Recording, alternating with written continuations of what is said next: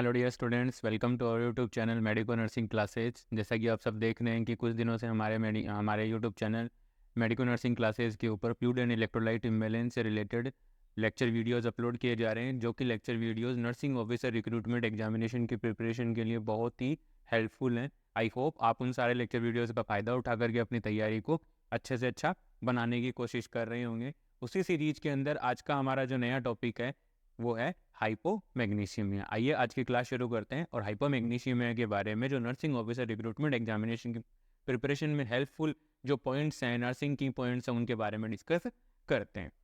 तो हाइपोमैग्नीशियमिया, तो सबसे पहले हम बात करते हैं कि हाइपोमैग्नीशियमिया होता क्या है। ठीक है, तो हाइपोमैग्नीशियमिया की अगर आप बात करो तो हाइपोमैग्नीशियमिया एक एक कंडीशन है, जिस कंडीशन के अंदर क्या होता है, मैग्नीशियम उसका क्या हो जाएगा, लेवल है वो लो हो जाएगा। ठीक है, लो मैग्नीशियम, लो मैग्नीशियम Mg+2 लिखा है मैंने। ठीक है, मैग्नीशियम को। ठीक है, तो लो मैग्नीशियम है, लो मैग्नीशियम है, तो लो मैग्नीशियम है कितने से लो, तो इसके लिए हमें मैग्नीशियम का क्या पता होना चाहिए, नॉर्मल लेवल पता होना चाहिए। तो मैग्नीशियम का जो नॉर्मल लेवल होता है स्टूडेंट्स, तो मैग्नीशियम का नॉर्मल लेवल होता है 1.8 से लेकर के 2.6 मिली इक्विवेलेंट पर लीटर। 1.8 से लेकर के 2.6 मिली इक्विवेलेंट पर लीटर इसका क्या होता है, नॉर्मल लेवल होता है। ठीक है, और नॉर्मल लेवल है, अगर सिंपल लैंग्वेज में अगर हम इसको याद रखना चाहें तो हम ये बोल सकते हैं कि 1.5 से 2.5 के बीच में इसका मिली इक्विवेलेंट पर लीटर के रूप में इसका क्या रहता है, नॉर्मल लेवल रहता है। ठीक है, तो अब हम देखते हैं कि हाइपोमैग्नीशियम में क्या है। तो हमने देखा कि 1.8 से लेकर के 2.6 तक अगर इसका लेवल है तो वो एक नॉर्मल रेंज है। लेकिन अगर 1.8 मिली इक्विवेलेंट पर लीटर से इसका लेवल अगर नीचे चला जाता है, डाउन चला जाता है, बिलो चला जाता है, तो वो कंडीशन क्या कहलाती है, ये कंडीशन क्या कहलाएगी, हाइपोमैग्नीशियमिया। क्या कहलाएगी, हाइपोमैग्नीशियमिया।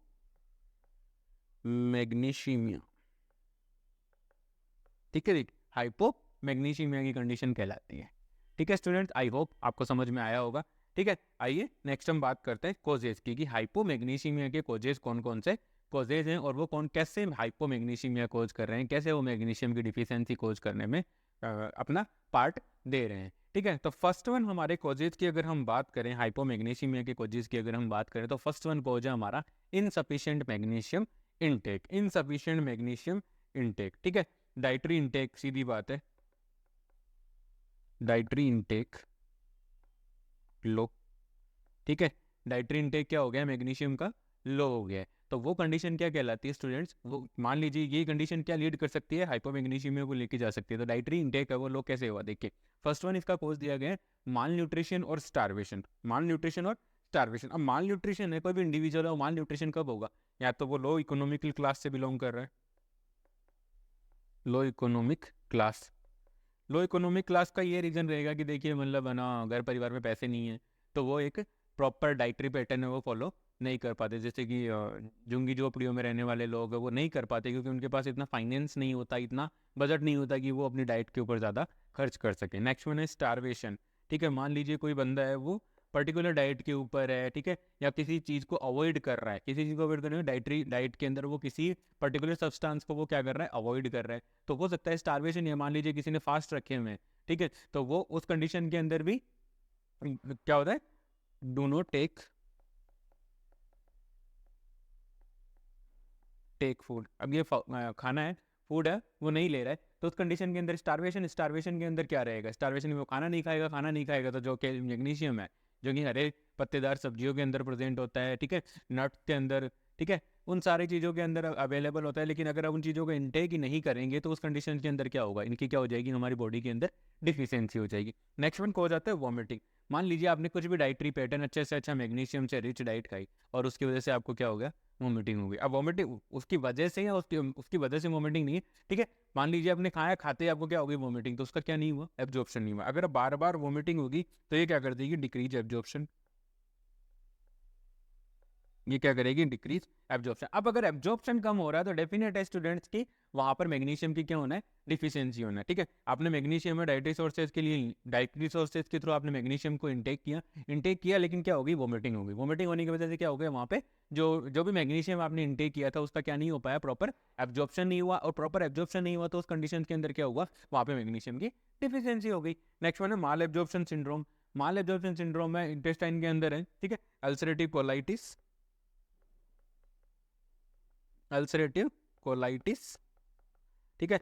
और एक डिजीज होती है अपनी कौन सी, इसमें स्पेलिंग मिस्टेक है, कॉन्स डिजीज, ठीक है। ये दोनों डिजीज आती हैं आपके माल एब्जॉर्प्शन सिंड्रोम या इन्फ्लामेटरी बावल डिजीज के अंदर, ठीक है। तो इन दोनों कंडीशंस के अंदर क्या होता है, इंटेस्टाइन की जो इनर मोस्ट लेयर होती है, म्यूकस लेयर होती है, म्यूकोजा, सब म्यूकोजा, इन लेयर्स के अंदर क्या होता है, इन्फ्लामेशन हो जाता है। इन्फ्लामेटरी प्रोसेस की वजह से वहाँ पे क्या होता है, मैग्नीशियम उसका एब्जॉर्प्शन नहीं हो पाता है, क्योंकि इंटेस्टाइन है वो पूरी तरह से हेल्थी होगी तभी वो सारे न्यूट्रिएंट्स का क्या कर सकती है, एब्जॉर्प्शन कर सकती है। प्रॉपर जैसे मान लीजिए इन्फ्लामेटरी प्रोसेस चल रही है तो उसमें क्या होगा, एब्जॉर्प्शन है वो इम्पेयर्ड हो जाएगा। तो ये कंडीशन हो सकती है कि वहाँ पे एब्जॉर्प्शन प्रॉपर नहीं हो रहा है। नेक्स्ट वाला सीलियक डिजीज। सीलियक डिजीज में क्या है, ग्लूटीन फ्री डाइट देते, ठीक है। सीलियक डिजीज में ध्यान रखना, ग्लूटीन फ्री डाइट दी जाती है पेशेंट को, ठीक है। पेशेंट को ग्लूटीन प्रोड्यूस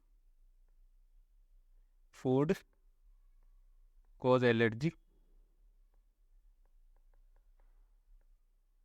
ग्लूटीन वाले जो ऐसे मतलब गेहूं वगैरह है, गेहूं है, बाजरा है, ये क्या करेंगे, जैसे ही डाइजेस्ट होंगे तो ग्लूटीन का प्रोडक्शन करेंगे, और ग्लूटीन से पेशेंट को क्या है, एलर्जी है। तो ऐसी कंडीशंस के अंदर पेशेंट को ग्लूटीन फ्री डाइट देनी है, ठीक है, ताकि ग्लूटीन है उसका प्रोडक्शन ही नहीं होगा तो पेशेंट को एलर्जी नहीं होगी, ठीक है। तो उस कंडीशन की ग्लूटीन सीलियक डिजीज के अंदर भी क्या रहता है, पेशेंट के अंदर क्या नहीं हो पाता, प्रॉपर एब्जॉर्प्शन नहीं हो पाता है मैग्नीशियम का। तो इस कंडीशन के अंदर क्या होता है, पेशेंट है वो मैग्नीशियम की डिफिशियंसी है वो कोज हो जाती है। नेक्स्ट वन हम देखते हैं, नेक्स्ट कोज इंक्रीज मैग्नीशियम एक्सक्रिएशन। पहला था इनसफिशिएंट इनटेक, इनटेक के अंदर हमने देखा स्टारवेशन है, माल न्यूट्रिशन है, इन्फ्लामेटरी बावल सिंड्रोम है, कौन सी डिजीज है, सीलियक डिजीज हो रही है पेशेंट को, ठीक है। तो उन सारी कंडीशन, वोमिटिंग वगैरह, इन सारी कंडीशंस की वजह से क्या हो रहा था, इनटेक प्रॉपर नहीं हो पा रहा था, इनसफिशिएंट इनटेक हो रहा था, ठीक है। वोमिटिंग हो रही है तो पेशेंट है ना अपने आप ही मना कर देता है कि मुझे कुछ भी नहीं खाना है, ठीक है। तो उस कंडीशन के अंदर क्या होता है, प्रॉपर इंटेक नहीं होगा, इंटेक नहीं होगा तो मैग्नीशियम का लेवल है वो क्या हो सकता है, लो हो सकता है, और पेशेंट आपका हाइपोमैग्नीशियमिया की कंडीशन के अंदर जा सकता है। नेक्स्ट वन है हमारा कोज, नेक्स्ट कोज है हमारा इंक्रीज मैग्नीशियम एक्सक्रीशन। मान लीजिए एब्जॉर्प्शन तो प्रॉपर हो रहा है लेकिन कैल्शियम बॉडी में रुक ही नहीं रहा, उसका स्टेसिस नहीं हो पा रहा है, वो इजीली यूरिन के साथ, फिसिस के साथ वो क्या हो रहा है, एक्सक्रिएट होता जा रहा है, ठीक है। वो रुक ही नहीं पा रहा है किसी भी रीजन की वजह से, मान लीजिए जो भी रीजन अभी हम पढ़ेंगे, ठीक है, उसका एब्जॉर्प्शन ही नहीं हो पा रहा है या वो बॉडी में रुक ही नहीं पा रहा है, तो वो क्या करेगा, यूरिन के साथ पास आउट हो जाएगा। यूरिन के साथ पास आउट हो रहा है मतलब एक्सक्रिएशन ज़्यादा हो रहा है, ठीक है। इंटेक नॉर्मल है लेकिन एक्सक्रिएशन ज़्यादा हो रहा है, ठीक है। तो उस कंडीशन के अंदर क्या होगा, डेफिनेट है कि वहाँ पे हाइपोमैग्नीशियमिया की कंडीशन है वो अराइज हो जाती है, ठीक है। तो अब देखिए फर्स्ट वन है मेडिकेशन सच ए डाययूरेटिक। मेनली जब भी हम पेशेंट को डाययूरेटिक्स देते हैं तो डाययूरेटिक्स क्या करती है, एब्जॉर्प्शन को डिक्रीज कर देती है, decrease absorption of magnesium from the renal tubules, जो भी रीनल ट्यूब्यूल्स है वहां से मैग्नीशियम का क्या नहीं हो पाता, प्रॉपर एब्जॉर्प्शन नहीं हो पाता। क्यों, क्योंकि डाययूरेटिक्स है, ठीक है। वो क्या करेंगे, यूरिन का आउटपुट बढ़ाएंगे और यूरिन के साथ जो भी इलेक्ट्रोलाइट्स होंगे उन सारे इलेक्ट्रोलाइट्स को वो क्या कर देगी, बाहर लेके चली जाती है, यूरिन के साथ वो बाहर पास आउट हो जाती है। तो इस कंडीशंस के अंदर क्या होता है स्टूडेंट्स, आप देख सकते हैं, ठीक है, कि मैग्नीशियम है वो एक्सक्रिएट ज़्यादा हो रहा है, एक्सक्रिएट थ्रू यूरिन, वो यूरिन के थ्रू क्या हो रहा है, एक्सक्रिएट हो रहा है, ठीक है। तो एक्सक्रिएट ज़्यादा होगा तो क्या होगा, डेफिनेट है कि पेशेंट है वो आपका हाइपो मैग्नीशियमिया की कंडीशन के अंदर जा सकता है। नेक्स्ट वन आता है क्रॉनिक एल्कोहलिज्म। कि क्रॉनिक एल्कोहलिज्म क्या करता है, देखिएगा स्टूडेंट्स, क्रॉनिक एल्कोहलिज्म क्या करता है, क्रॉनिक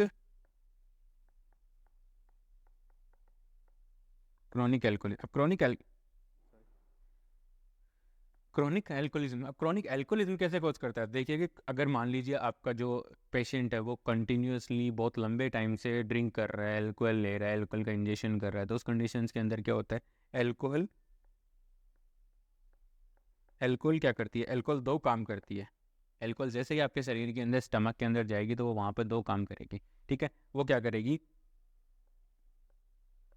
मैग्नीशियम है उसका एक्सक्रिएशन बढ़ा देगी बाया यूरिन या through urine, increase magnesium excretion through urine के थ्रू मैग्नीशियम का एक्सक्रिएशन वो बढ़ा देगी। दूसरा काम क्या करती है, दूसरा काम एल्कोहल क्या करती है, जो स्टोर मैग्नीशियम है हमारी बॉडी के अंदर, ठीक है, जो एलिमेंट जो एलिमेंट जो मैग्नीशियम है वो स्टोर मैग्नीशियम है, उस स्टोर मैग्नीशियम को भी वो वहाँ से रिलीज करवा करके ब्लड सर्कुलेशन में लाती है, और ब्लड सर्कुलेशन के साथ वो क्या करती थी, जो जो स्टोर मैग्नीशियम है उसको भी रिलीज करके बाहर निकाल देती है, उसको भी एक्सक्रिएट करवा देती है। Decrease the magnesium, decrease the store magnesium, store magnesium. Store magnesium कैसे डिक्रीज होगा कि जैसे ही मान लीजिए जो यहाँ पे मैग्नीशियम है, यहाँ पे हम बात करते हैं, यहाँ पे पहली कंडीशन के अंदर हम बात करते हैं मैग्नीशियम है, यूरिन के साथ बाहर जाएगा, यूरिन के साथ वो बाहर निकलेगा, क्योंकि अल्कोहल होने की वजह से उसका एब्जॉर्प्शन नहीं हो पा रहा है। अब अल्कोहल की वजह से एब्जॉर्प्शन नहीं हो तो यूरिन के साथ मैग्नीशियम बाहर जाएगा। अब मैग्नीशियम बाहर गया तो क्या होगी, ब्लड के अंदर, ब्लड सीरम के अंदर क्या होगी, मैग्नीशियम की डिफिशियंसी। बॉडी अपना रेस्पॉन्स करेगी मैग्नीशियम की डिफिशियंसी के काउंटर करने के लिए। अब उसको बॉडी काउंटर करना चाहेगी तो क्या करेगी, बॉडी जो स्टोर मैग्नीशियम है उसको रिलीज करेगी। उसको रिलीज किया, लेकिन एल्कोहल ऑलरेडी ब्लड के अंदर प्रेजेंट है, तो वो वापस से उसको क्या कर देगी, एक्सक्रिएट करवा देती। तो ये इस तरीके से क्या होता है, अगर क्रोनिक एल्कोहलिज्म का कोई पेशेंट है तो उस पेशेंट के अंदर मैग्नीशियम की डिफिशियंसी कोज हो जाती है, क्योंकि यूरिन के साथ चला जाता है, साथ के साथ जो स्टोर मैग्नीशियम है उसको भी एक्सक्रिएशन शुरू हो जाता है। ठीक है, आई होप आप लोगों को समझ में आ रहा होगा। अगर किसी भी स्टूडेंट को कोई भी डाउट है तो प्लीज़ आप कमेंट सेक्शन में मुझे जरूर बताइए। नेक्स्ट वन आता है अपना, नेक्स्ट को जाता है इंट्रासेल्युलर मूवमेंट ऑफ मैग्नीशियम की। मैग्नीशियम में वो किसी भी रीजन की वजह से, जो भी अंडरलाइन जो कॉज है हमारे, इन कॉजेज की वजह से क्या हो रहा है, मैग्नीशियम का जो मूवमेंट है वो इंट्रासेल्युलर कंपार्टमेंट के अंदर हो रहा है। तो देखिए कैसे इंट्रासेल्युलर कंपार्टमेंट के अंदर हो रहा है। ठीक है, तो मान लीजिए मैग्नीशियम क्या था, सेल के बाहर था, Mg+2, Mg+2, Mg+2।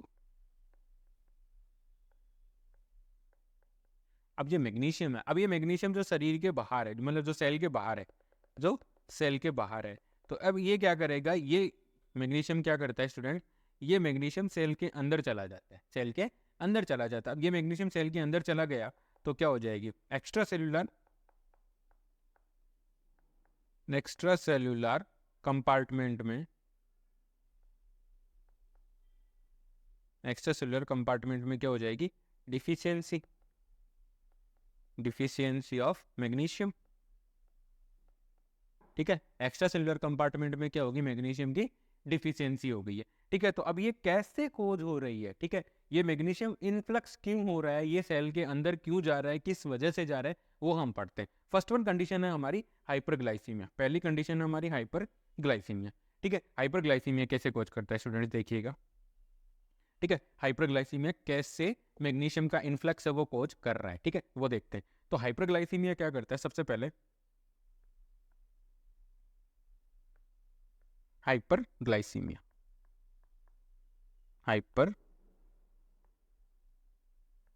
अब हाइपरग्लाइसीमिया हो गया किसी पेशेंट को, किसी भी रीजन की वजह से, उसको चाहे डायबिटीज़ होगी या कोई भी रीजन होगा, उस वजह से उसको क्या हो गया, डायबिटीज़ हो गई, मतलब हाइपरग्लाइसीमिया मतलब जो ब्लड ग्लूकोज लेवल है वो मोर देन नॉर्मल है। ठीक है, 110 है, 120 130 के बाहर पाया जा रहा है, तो वो कंडीशन क्या कर जाती है, हाइपरग्लाइसीमिया। वरना नॉर्मली 70 to 110 हम नॉर्मल ब्लड ग्लूकोज लेवल मानते हैं। ठीक है, फास्टिंग स्टेज के अंदर रेंडम।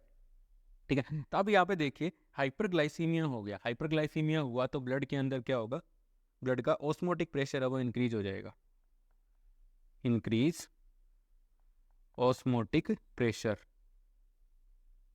ब्लड का ऑस्मोटिक प्रेशर है वो इंक्रीज हो गया। अब ब्लड का ऑस्मोटिक प्रेशर कहाँ इंक्रीज हुआ, ठीक है, ये इंक्रीज हुआ है आपका एक्स्ट्रा सेल्यूलर कंपार्टमेंट में, ये हुआ आपका एक्स्ट्रा सेल्यूलर पोर्शन या एक्स्ट्रा सेल्यूलर कंपार्टमेंट लिख देता हूँ, एक्स्ट्रा सेल्यूलर कंपार्टमेंट, ये हुआ आपका एक्स्ट्रा सेल्यूलर कंपार्टमेंट में क्या हुआ, ग्लूकोज का हाइपरग्लाइसीमिया की वजह से ऑस्मोटिक प्रेशर बढ़ गया, कहाँ बढ़ा, एक्स्ट्रा सेल्यूलर कंपार्टमेंट में। एक्स्ट्रा सेल्यूलर कंपार्टमेंट के अंदर अगर प्रेशर जो ऑस्मोटिक प्रेशर है वो बढ़ा तो क्या होगा, जो एक्स्ट्रा सेल्यूलर कंपार्टमेंट के जो इलेक्ट्रोलाइट्स हैं, फ्लूइड है, जो ग्रेडियंट्स है, ठीक है, कंबाइंड लिन को बोल रहे हो, जो ग्रेडियंट्स है वो क्या करेंगे, मूव करेंगे। ठीक है, cause movement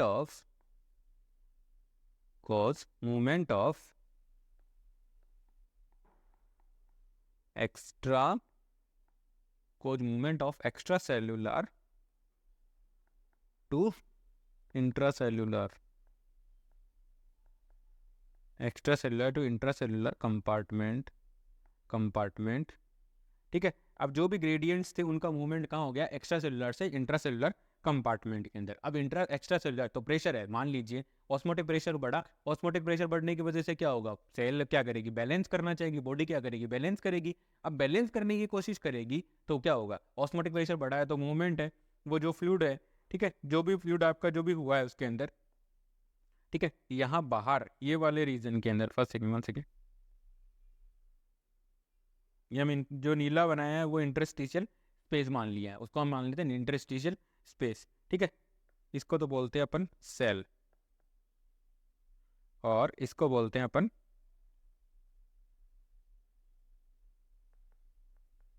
extra cellular side, extracellular side बोल दिया अपन इसको, ठीक है। तो अब यहाँ पर क्या हुआ, यहाँ पर ग्लूकोज का लेवल बढ़ गया, यहाँ पर क्या था, ग्लूकोज का लेवल बढ़ा है स्टूडेंट। यहाँ पे जो ग्लूकोज का लेवल बढ़ा, ग्लूकोज का लेवल बढ़ने से यहाँ पे क्या हो गया, ऑस्मोटिक प्रेशर वो इंक्रीज हो गया इस साइड में, इंक्रीज ऑस्मोटिक प्रेशर, ठीक है। अब ऑस्मोटिक प्रेशर इंक्रीज हो गया और सेल के बाहर मैग्नीशियम क्या था, प्रेजेंट था, मैग्नीशियम यहाँ पर प्रेजेंट है, मैग्नीशियम यहाँ पर क्या है, प्रेजेंट है, ठीक है। अब ऑस्मोटिक प्रेशर बढ़ा है तो जो भी फ्लूइड है उसका मूवमेंट होगा इंट्रासेलुलर कंपार्टमेंट के अंदर, ताकि इक्विलिब्रियम एस्टैब्लिश हो जाए, ताकि इक्विलिब्रियम एस्टैब्लिश हो जाए। तो अब यहाँ पर क्या होगा, इस फ्लूइड के जो फ्लूइड शिफ्ट हो रहा है अंदर की तरफ, इस फ्लूइड के साथ साथ मैग्नीशियम भी सेल के अंदर इन्फ्लक्स कर जाता है, ठीक है, मैग्नीशियम भी सेल के अंदर इन्फ्लक्स कर जाता है, ठीक है। और इन्फ्लक्स कर गया तो एक्स्ट्रा सेलुलर कंपार्टमेंट में क्या कोज हो गया, हाइपोमैग्नीशियमिया,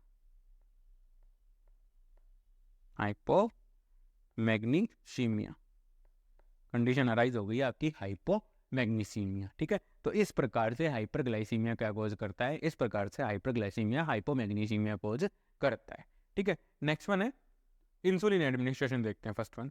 नेक्स्ट हमारा इंसुलिन एडमिनिस्ट्रेशन। तो इंसुलिन एडमिनिस्ट्रेशन कैसे हाइपोमैग्नीसीमिया कोज करता है, तो वो कंडीशन है इसमें देखिए, इंसुलिन एडमिनिस्ट्रेशन है, जब भी हम किसी पेशेंट को इंसुलिन एडमिनिस्टर करते हैं तो ब्लड के अंदर एक कंडीशन क्रिएट होती है, हाइपर इंसुलिनिज्म यानी नीमिया, हाइपर इंसुलिनीमिया क्रिएट हो जाता है, ठीक है, हाइपर इंसुलिनीमिया क्रिएट हो। अभी हाइपर इंसुलिनीमिया क्रिएट क्यों हुआ, उसके लिए आप इधर से थोड़ा सा अलग से दिखाता हूँ आपको। मान लीजिए पेनक्रियाज है,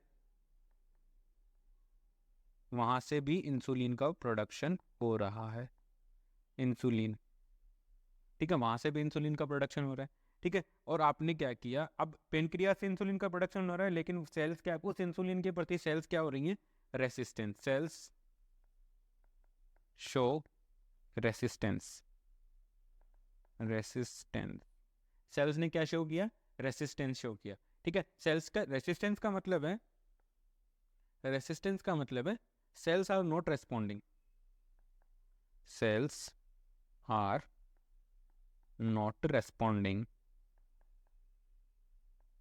cells are not responding to the insulin, cells are not responding to the insulin। अब इंसुलिन को सेल्स है वो क्या नहीं कर पा रही है, रेस्पॉन्ड नहीं कर पा रही है, सेल्स रेस्पॉन्ड नहीं कर रही है, रेस्पॉन्ड नहीं करेंगे तो हम क्या करेंगे, बाहर से भी इंसुलिन देने की कोशिश करेंगे, बाहर से इंसुलिन एडमिनिस्टर करेंगे, इंसुलिन एडमिनिस्टर करेंगे, इंसुलिन क्या करेंगे हम, एडमिनिस्टर करेंगे। अब हम इंसुलिन एडमिनिस्टर कर रहे हैं ना, तो उस इंसुलिन एडमिनिस्ट्रेशन से क्या हुआ, अब यहाँ पे आप देखो, एक तो यहाँ पर इंसुलिन है और एक आपने इंसुलिन एडमिनिस्टर कर दिया, तो उस कंडीशन के अंदर क्या कोज हो गया, हाइपर इंसुलिनीमिया, कंडीशन क्रिएट हुई हाइपर इंसुलिनीमिया, हाइपर इंसुलिनीमिया। और ये हाइपर इंसुलिनीमिया है, यहाँ आ गया अपन, ठीक है। और यही हाइपर इंसुलिनीमिया है ना, ये इंसुलिन हाइपर इंसुलिनीमिया क्या करवाता है, ये क्या करता है, हाइपर इंसुलिनीमिया है ना, वो क्या करता है स्टूडेंट्स, आप देखिएगा, हाइपर इंसुलिनीमिया है वो कोज करता है, cause MG magnesium excretion, cause excretion through urine, through urine, ये यूरिन के थ्रू मैग्नीशियम के एक्सक्रिएशन को क्या कर देता है, इंक्रीज कर देता है। मतलब अगर सीधा सा सिंपल सा आप याद रखना चाहो तो आप याद रख सकते हो कि इंसुलिन के एडमिनिस्टर करने से या इंसुलिन एडमिनिस्ट्रेशन से क्या होता है, ब्लड के अंदर हाइपर इंसुलिनीमिया की स्टेट क्रिएट हुई है, और उस स्टेट के क्रिएट होने की वजह से वहाँ पर क्या होता है, इंसुलिन का जो होता है, क्या बोलता है, जो एक्सक्रिएशन है यूरिन के थ्रू, इंसुलिन का जो मैग्नीशियम उसका एक्सक्रिएशन इंसुलिन के थ्रू बढ़ जाता है। ठीक है, मैग्नीशियम का जो एक्सक्रिएशन है वो बढ़ जाता है यूरिन के थ्रू। ठीक है, हाइपर इंसुलिनीमिया स्टेट की वजह से मैग्नीशियम एक्सक्रिएट हो रहा है यूरिन के थ्रू। ठीक है, वो इंसुलिन एडमिनिस्ट्रेशन से हाइपर इंसुलिनीमिया की कंडीशंस के अंदर भी हो सकता है। ठीक है, नेक्स्ट वन है सेप्सिस। सेप्सिस में ये पाया गया है कि देखा गया है कि नॉर्मली जो क्रिटिकली पेशेंट होते हैं, जो आईसीयू सेटिंग के अंदर पेशेंट होते हैं, उन पेशेंट्स के अंदर ये देखा गया है मोस्टली कि जब भी किसी पेशेंट के अंदर क्रिटिकल सिचुएशंस होती हैं, मान लीजिए बहुत ही ज़्यादा दिनों से कोमा वगैरह के पेशेंट हैं, ठीक है, मल्टीपल ट्रोमास के पेशेंट है, काफ़ी दिनों से आईसीयू के अंदर, उस कंडीशंस के अंदर क्या होता है, जैसे जैसे सेप्सिस के चांसेस बढ़ते हैं वैसे वैसे क्या होता है, मैग्नीशियम वो कम होता जाता है। तो सेप्सिस होगा तो मैग्नीशियम वो क्या हो जाता है, डेफिसिट होता है। ये नॉर्मली जो क्रिटिकली इल पेशेंट्स हैं उनके अंदर ये कंडीशन है वो देखी गई है। ठीक है, तो ये हैं अपने causes of magnesium, hypo magnesium के ये सारे कॉजेज थे। आज की क्लास में इतना ही। आई होप मेरे द्वारा प्रोवाइड किए जा रहे लेक्चर वीडियोस आपकी नर्सिंग ऑफिसर रिक्रूटमेंट एग्जामिनेशन की प्रिपरेशन में आपकी हेल्प कर रहे होंगे। Please like, share and subscribe. Thank you so much.